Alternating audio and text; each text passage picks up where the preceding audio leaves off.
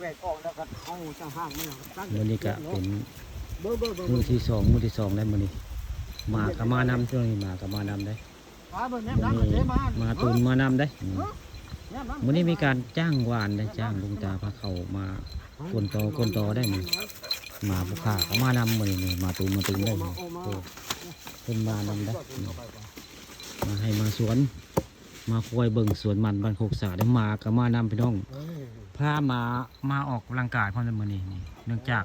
เพราะว่าจะได้เฮือนไว้บ่ได้ไปไสมื้อนี้เดี๋ยวได้มีโอกาสพามาเที่ยวสวนมันบ้านโคกสาได้นี่คือภาพลุงเวทกลตอ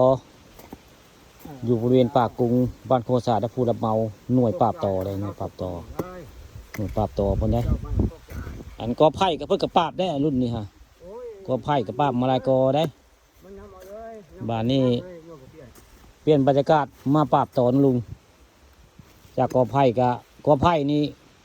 เพิ่นปราบมาแล้วฮะกอ100ได้กอไผ่น้อยกอไผ่น้อยกอไผ่น้อยมันนะฮะมื้อ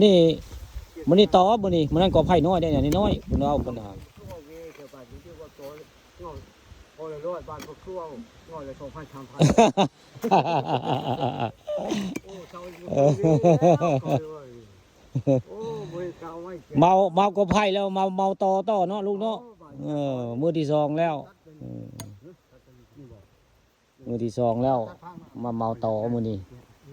เมื่อวานนี่ก็เมาต่อได้อันหน่วยปราบต่อ2คนนี่มาปราบต่อโดยเฉพาะละเม่นไผต้องการอยากให้ก้นต่อต้องมาสอบถามจ้างลุงเวทได้เพิ่นทีมงานปราบต่อโดยตรงได้นี่ต่อไม้แดงก็ลุงเนาะ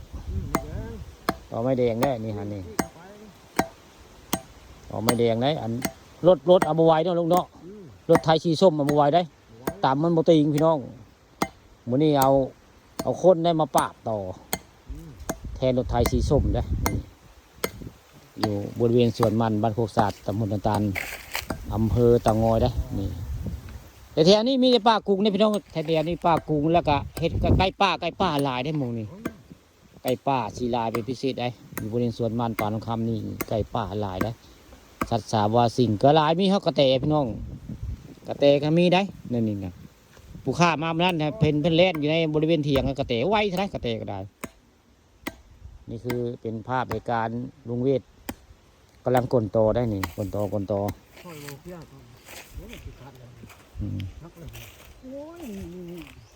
จริงๆแล้วบอกโอ้